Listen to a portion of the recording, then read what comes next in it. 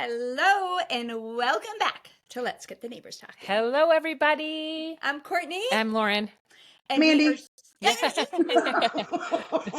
going to introduce you. Andye Murphy is our beloved shaman and illuminator. We are so excited that Andye has agreed to join us on this podcast. Andye has worked with over 13,000 clients, guiding them to a greater purpose, clarity, and more bliss. And you know what we love about Andye? Her mission, okay? Her mission is to lead people through awakening, to remind us all that joy is power. Joy is Woo! joy.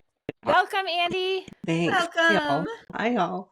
And even as you say joy is power, like, I don't know which version of me you're reading from, but I'm like, oh, that's good. That's good. Yeah, that's you. That's on Andye's website. You guys, we will list that in the podcast notes so that you guys can reach out to her with questions. You can also follow her on Instagram. But Andye, you are a force. Totally. I was thinking the same word. Right? Yes. Yeah. I think in that way, like, I don't try to be, but I think the more that we are authentically ourselves, moving through joy and love, like, that's the effect. So I'm not a force. Everybody's a damn force. So yeah, let's get the neighbors talking, shall we? Yes. Okay, so I want to start off too. You are a shaman. What is a shaman? A shaman is one who works in the invisible worlds. Easiest way of understanding it. Every culture will have their own nomenclature and their own lineages of what a shaman is. But really, it's kind of the wise men and women who aren't just working in this level of reality. So if we have an ailment, it's not necessarily like this causes this. We understand that there are other forces that are working. We understand a realm of spirit and we work with nature. So it's really understanding and working within a very multifaceted reality in order to get to the root of what's going on, which we know is always going to be emotional, being able to get to those things. But then if we get into weirder stuff like, curses, past lives, those are things that we can also, we gain the tools, we gain the powers to be able to go and deal with those things and clean them up on behalf of whomever we're working. Oh, yeah. But it has to be done Clean it with love. Like, that's Clean the it thing, up. right? There's some other sides of this that it can be a little more sorcery-like, but I think certainly the way that I do it, like, you have to love the client, you have to move from love, you have to be working in a loving universe where we all have access to divine consciousness, and that to me allows things to move a lot quicker and allows us to bring somebody back to their divinity. So if I say, like, what's my goal for every client, every session, every coaching session that I do, I want to bring you back to your own divinity. I want that experience of reality to come back on. What do you mean by divinity? When you say bring you back to your own divinity, what do you mean by that? We can call it God, we can call it source, we can call it great creator. But we're not just here as human beings. We're not just here as worker bees. We're here with some greater purpose. We're here to remember a greater access to love, to access higher states of consciousness.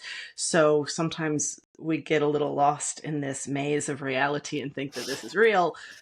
My job is to get you out of that and remind you what is real. I have chills. Yeah. Andye, how did you discover your talent? I mean, this is something, is it, and I guess you can expand on that afterwards. Like, is this something that is gifted to you that you came here to do? So let me say a couple of ways, right? I'm certainly here with great purpose. I'm certainly here with lifetimes of training to be able to lead through this time of humanity. But the gifts that I have is what we all have. Mine just seem to come through a little bit stronger because I've trusted them for 30 something years, because I have really developed and paid attention to them.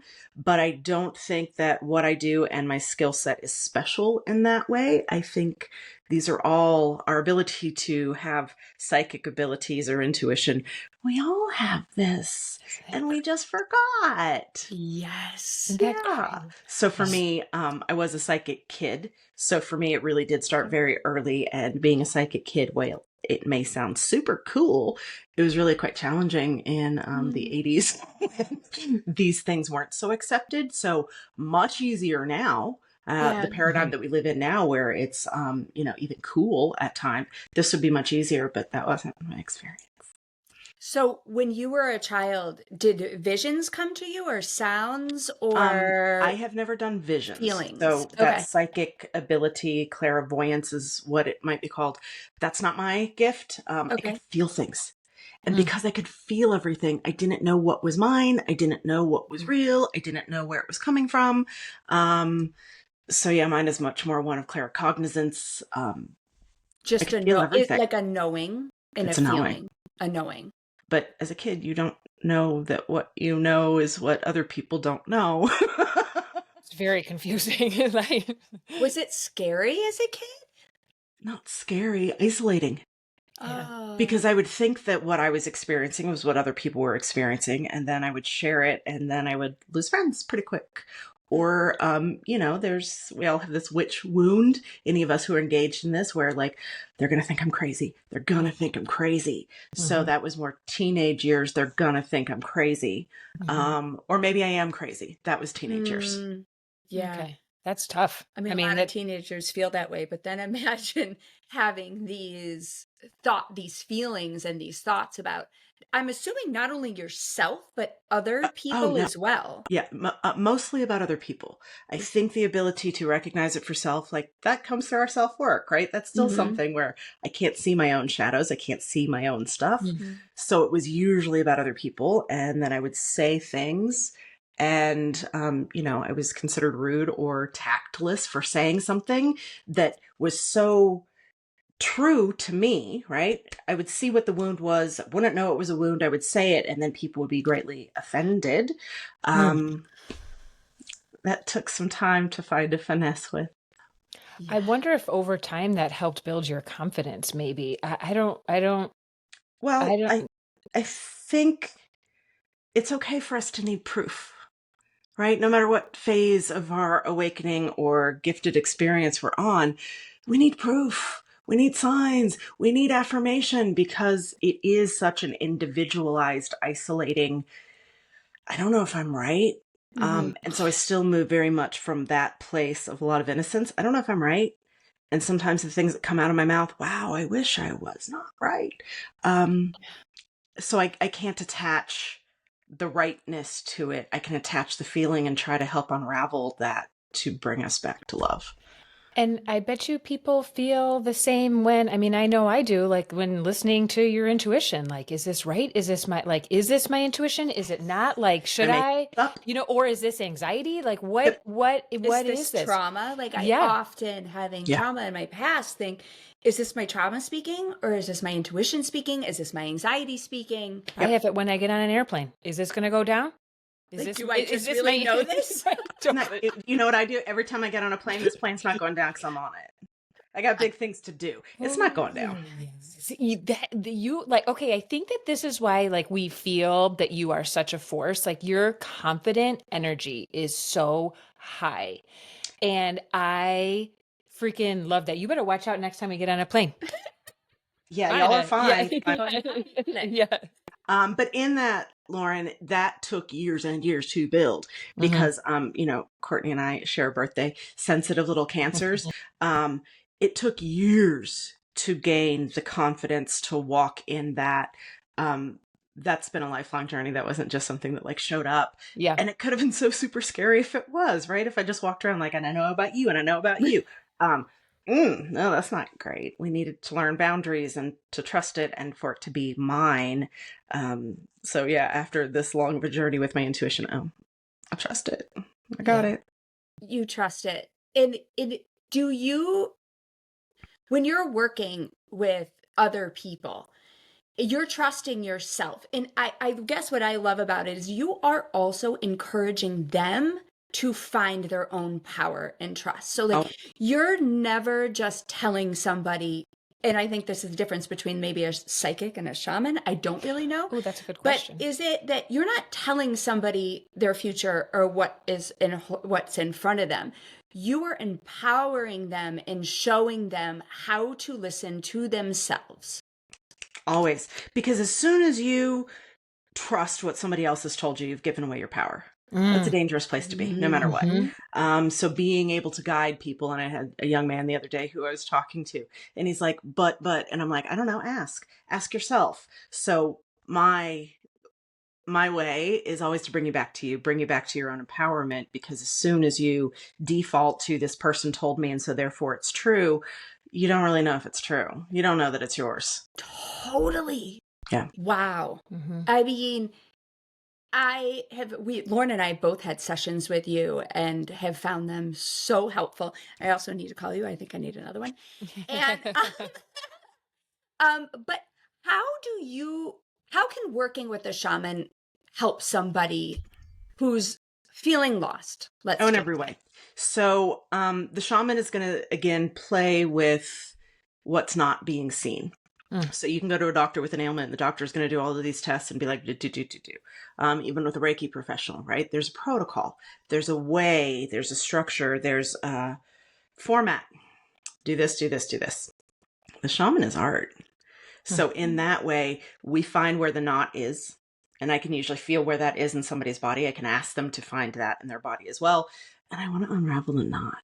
So we're very good at puzzles, and we're very good at being able to take what can't be comprehended, right? Yeah. There is very little in this world that means anything. And in this current reality, the mental can't be trusted. Your perceptions can't be trusted. We've got to go deeper than that. And sometimes that is past lives, and sometimes that is ancestral, and sometimes that is childhood traumas. So a really good shaman is going to be able to look at it in very big perspective to get to the thing, to move the thing. So in the case of life purpose, we all have great purpose. We're all here to do something really freaking cool. Yeah. Nobody else's is like anyone else's. So being able to bring you back to that, to find the joy of that, to begin to facilitate the confidence and trust with that, that's my sweet spot.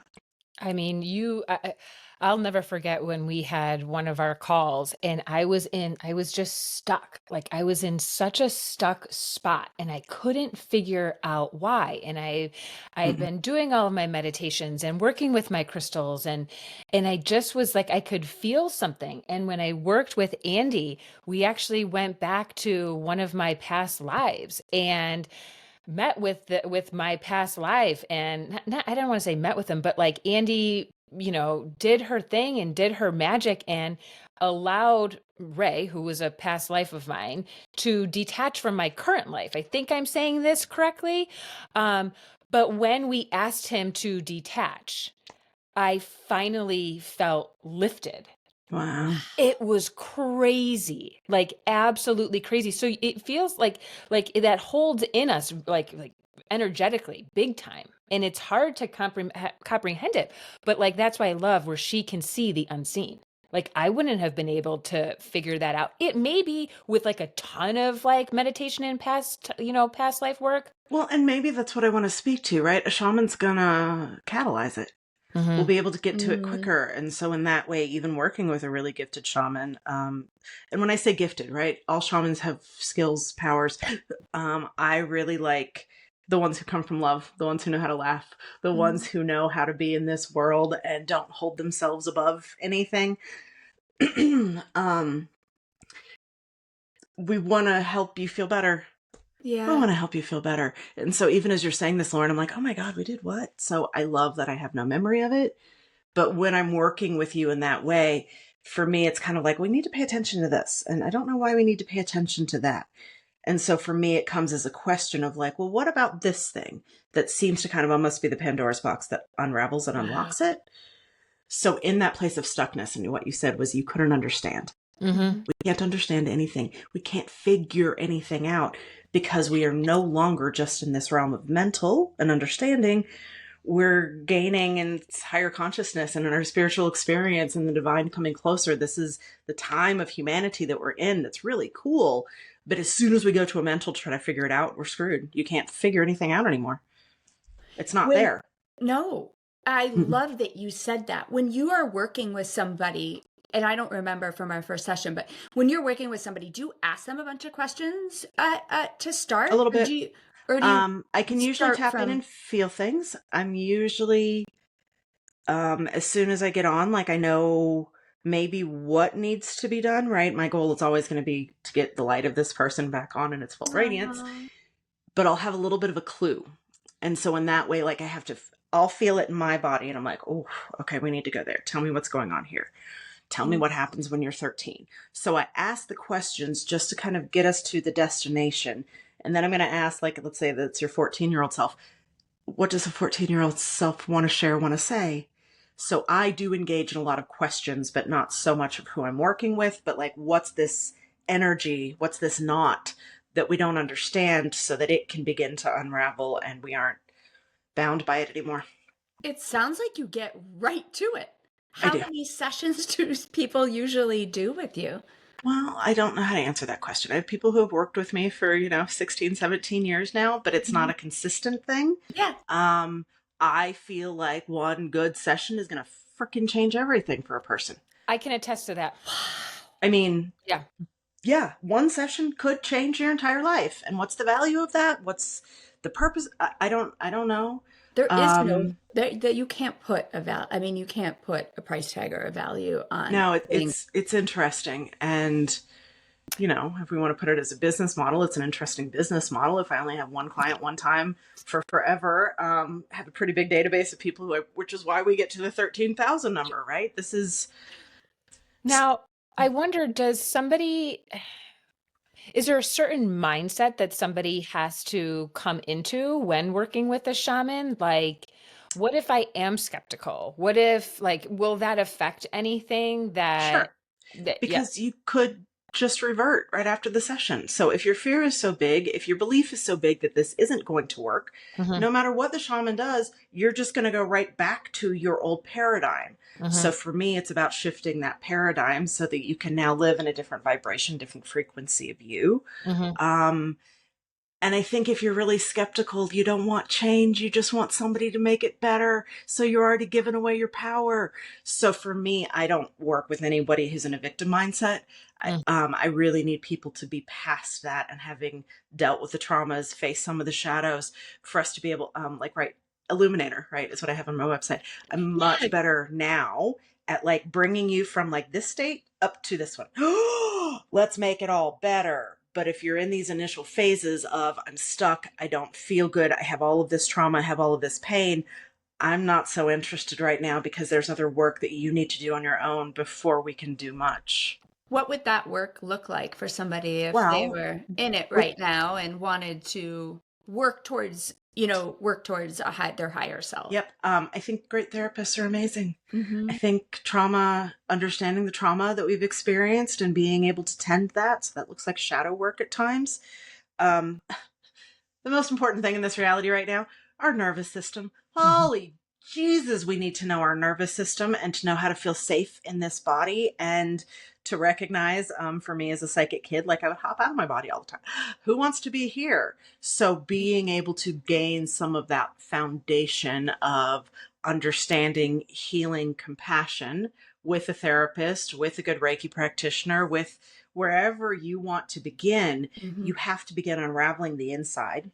And that's where I love like how crystals come into play, because you are doing this, you are, working with the therapist, you're doing your meditation. This is stress and trauma, that stored energy. You use, certain crystals to help pull that energy out like that. I mean, Yep. I feel like that's why And they changed crystals our are lives. they're such good allies because they don't have a goal, they don't have an agenda, they Mhm. don't have words. Like, they're just our friends. I know. Yeah. They just want to love us. They just want to make it better.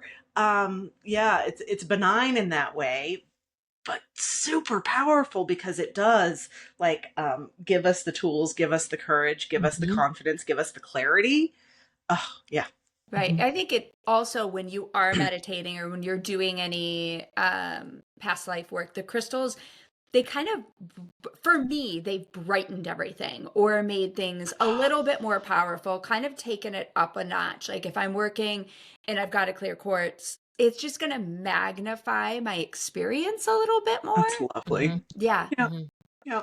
I, And I have lots of, I mean, yeah, I can look around, some from y'all, some from other places. Like, I have lots that I've worked with over the years, and I really do consider them friends. And I think in the spiritual realm, with spirit guides or with crystals or with ancestors, I want to be in a relationship with them. I don't want to just ask for help. I want to get to know them and create a relationship that is built upon trust. Because again, even if I have like a great great aunt who's telling me something, if I don't trust you, it doesn't matter at all. So for me, with all tools, there's a relationship that's built, and it's really intimate, really sweet, and it's a we give get great and allies take. in those ways. It's a give and take with nature and these powers, I'm sure. In general, I mean, does it is that true of your psychic or your shamanic Oh yeah. powers, that Oh yeah. there has to be a little bit of giving back to the universe in order to receive Oh, information? interesting. I want to say with spirit guides in particular, there is no giving back. They are here to support us. Can you tell us a little bit real quick about spirit guides? Sure. I Okay. think spirit guides is a great place to start, Mm-hmm. because with spirit guides, we need to know that there are things outside of us that love us. Not all of us can go through a paradigm of God to get to that. So when we begin to work with spirit guides, we're like, oh my God, I've got a hawk here and I've got Isis over here. Like, we gain a team of love that supports us. And with spirit guides, rather than it being the give and take, they may offer something. I'm going to learn to trust it. And then eventually I'm going to act upon it. So the acting upon it is what I would say is like the black belt of things that I don't need to doubt it anymore. I'm going to hear this at this current reality. I will feel it in my nervous system. It will allow me to relax. When I have that relaxation, I then have the ability to trust it and take action upon it. So now where I'm at, and where maybe a lot of y'all are as well, we want to pay attention to what it does in a body, because we can't trust our minds, right? The mind is going to be like, it might be, we don't know. How does it feel in my body? Oh, it feels good. Then I want to act upon it. That was going to be my question. How do you know if you're hearing something from from a spirit guide, or you're just thinking it? But what you're saying actually eliminates all of that, because I don't need to think about it at all. You feel it. You can't think about it. As soon as you think about it, you've lost it. As soon as we bring it up to a mental field, as soon as we bring it up to the mind's like, well, how can you believe this? Well, what if it's something bad? What if you're just making this, like, as soon as we bring it to a mental, we're in trouble. So in that way, we want to bring it, for women, often it's going to go down into womb, but it's going to go into this belly, right? Second chakra type of energy. We relax when we feel it, and then we can act upon it. We can't trust the mind anymore. That makes me feel good. It should. It really should, because it's easier. And I know that one of your questions was like, yeah, how do we begin? It's so easy. It's so easy. And our brains have just been trained over and over and over not to trust it. Or if you say this, you're going to be in trouble. Or how do you know that you're not? We don't have to go through that anymore. We get to feel it in a body. We get to know that this is something natural. And in the case of spirit guides, in this case of most of these loving beings, they aren't going to tell you something that misleads you. Your intuition isn't going to tell you something that's going to bring you down a dark path. That's not how this works. It's always there in love. And in the case where we're told information that's maybe, don't want to hear, have to act upon something that feels scary, it's still to bring you to destiny. It's to bring you to purpose. It's not to mess with you. It's not to take you off track. So all of the spirit guides, all of the tools, the best of healers, shamans, wise teachers, they're going to bring you to the place that you were your very best. And I love that you keep saying this, but I love that you keep focusing on that this is going to be a loving experience, because I think some people are scared of psychics, they're scared of shamans, they're scared they're going to hear something they don't want to hear. Yep. They're scared of meeting their spirit guides. And it is, if it comes out of fear, if there's this fear and then I have been taught to believe, then that's your mind. That's not. Totally. The fear is in you. The fear is not in the outside world. The fear is in you, over and over and over. And so if you are in that space where these things still feel scary, cool, go and ask why. Why does it feel scary? Who told you to be scared of it? Does it make your nervous system quake? But the fear doesn't exist out there. The fear is really ours that we get to learn through, love through, tend through. Wow. I haven't I'm worked a with a little spirit bit guide. lost for words because I'm taking in so much today. I have been personally since, I don't know, in the new year trying to work on my own psychic abilities and just kind of trusting, tapping in a little bit more, working in some moments of subconscious to, I guess, and I do kind of see things when my eyes are closed, but I think that you're reminding me that I have to drop down deeper and You have to stop drop down deeper. trying so hard. I'm like Yep. reading books and I'm journaling and I'm No. doing meditations and Nope. all of these things. But Nope.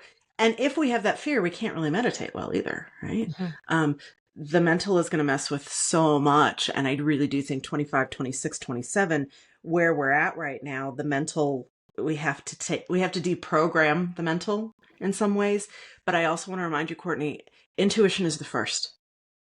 So the first feeling that you have, the first thought that you have, that's intuition. And then you're going to take that intuition, you're going to garble it all up. Oh, it's the first thought. It's the first. Okay, very good info. That's It's very the good. easiest. It's the Okay. cleanest. It's the clearest. It's the first thing. Makes me think when we were chatting over the weekend and I had a thought pop in and I was like, maybe this is it. oh, right. And it was the first thought that popped in. Okay. And then we okay. garble it all up. Yeah. Oh, By trying to understand it, by And trying then to we unravel the meaning, by dissect it. looking at resources, by trying to read. And I'm also very much of that mindset, knowingness. I don't want to Google it first. Yeah. I want to have the first and then ask myself, ask my guides, ask my inner guidance. What do I do with this? I'm the queen of garbling information. We have been taught to, though. And so in that way, that's where I also have a lot of innocence and a lot of compassion for myself first and then for others.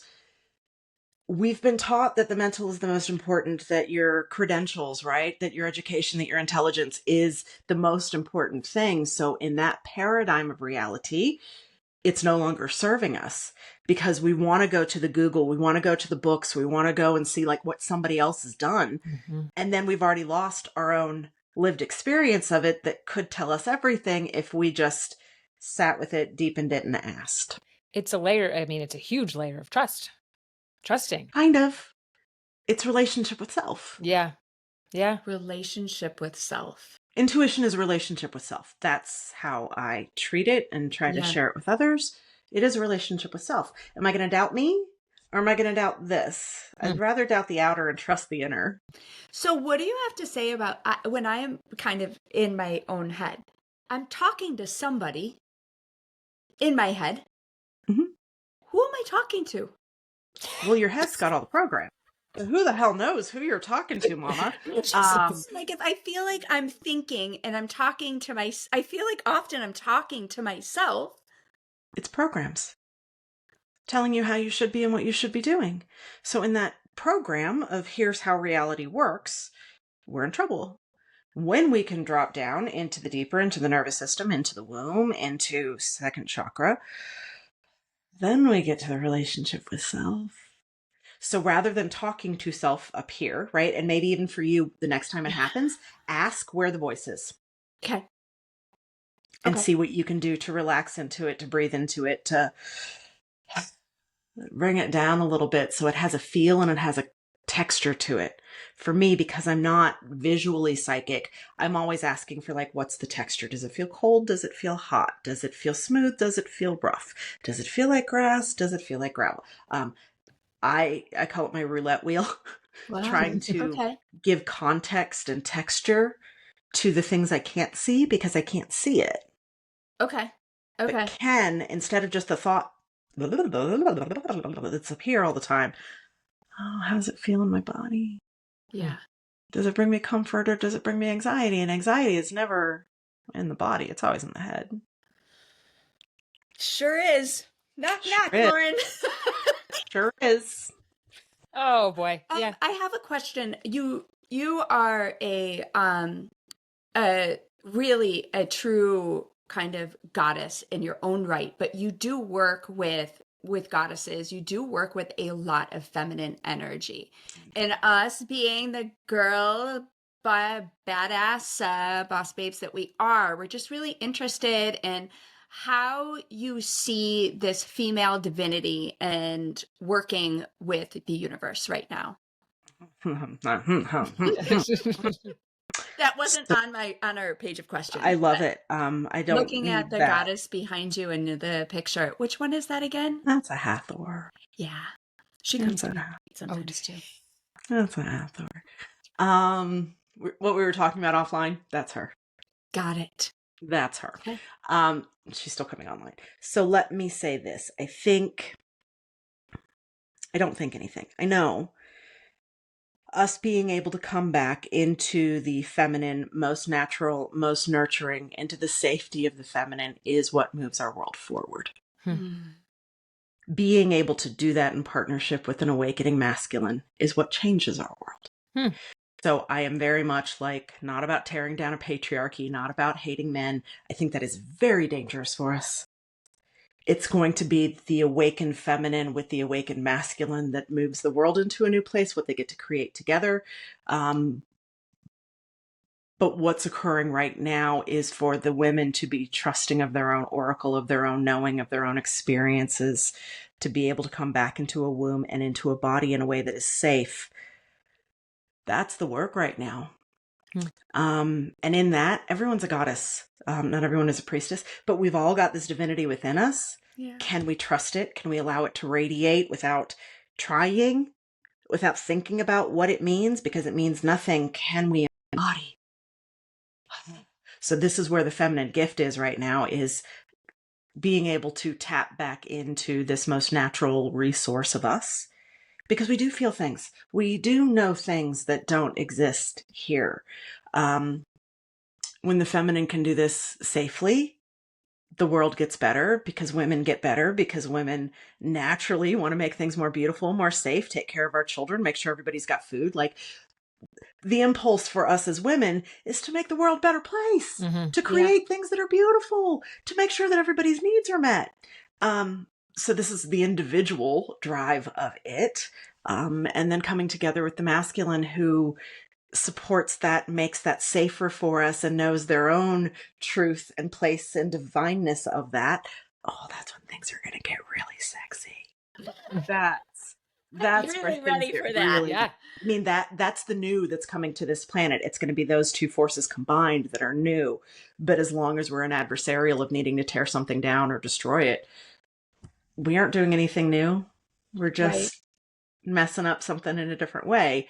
So I was talking with a young man this weekend, and, he's like, the patriarchy is the problem. I'm like, well, you don't remember that the pure matriarchy was too.